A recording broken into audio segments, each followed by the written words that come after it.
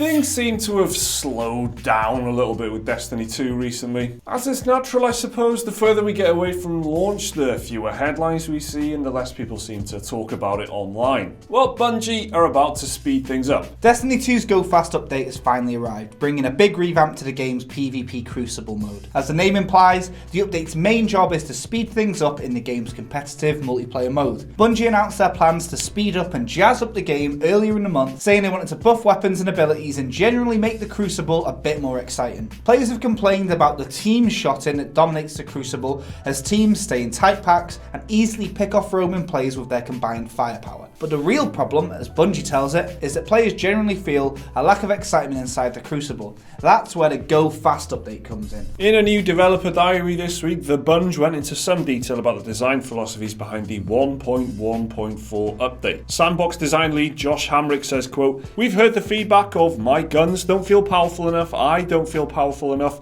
and so we looked at everything. We looked at the way you move, the way your supers come back, and especially the way the weapons play." Hamrick says the weapons that were too hot in Destiny 1, like the shotguns for example, were nerfed for Destiny 2. Quotes, "They are nails that are sticking up out of the board and we would have hammered them back in to be even with the board. For this update, we did the opposite. We said these things are hot, let's bring everything else up to them." Bungie apparently have learned not to sand the coolness down and leave the jagged spikes of personality in there. In all, things in the game have been dialed up, whether it's PvE or PvP. Player movement, for example, is getting a substantial boost. All three of the game's melee subclasses run at the same speed now. Some of the players' super abilities, which have been underperforming, have also been tweaked. Closing out the developer video, Hamrick promises, quote, "We're gonna see some crazy shit" with this update, and says Bungie is taking risks.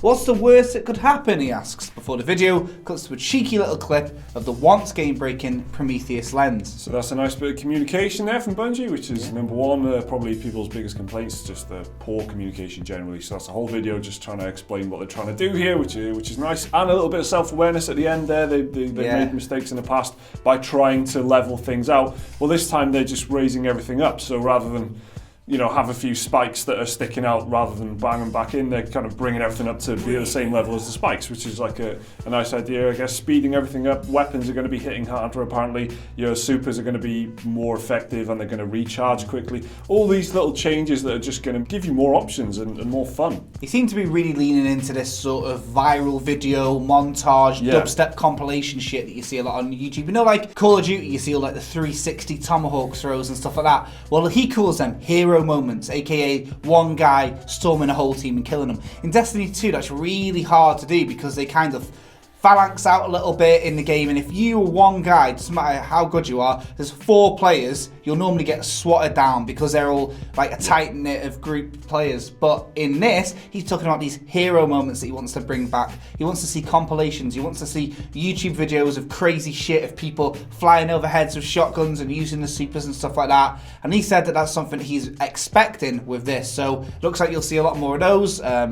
Get your dubstep archives out. Yeah. Just get ready for a good time, baby. The Prometheus lens little thing was cool. We played the laser tag weekend when it was out. Yeah. It was annoying, but it was pretty funny, wasn't it? It was pretty good. Anyone who's played the game, that was just a little weekend mistake that they just added this game that was super overpowered, and literally everyone used it because it was so powerful, and they gave it away basically to everyone who could log in, like no randomness or anything. Everyone could buy it from this merchant and get it. Everything seems to be in PvP terms. A lot of this stuff seems to be like breaking up that kind of tight cluster of players. So if you've got a team of 4, like they're going to give you the super abilities that can just annihilate them. That could be 4 easy kills for you, or you could run at them at a different speed and take flight, and you might have a shotgun equipped with lots of ammo in it, which currently or before this update you rarely had. If you used a shotgun, you rarely had ammunition for it because you had to get the super power ammo for it. So it's giving consequence to sticking together because like you say, then you might be a bigger target and there might be a bit more risk to it, rather than at the moment there's no downside to sticking in the team other than you have to share your kills with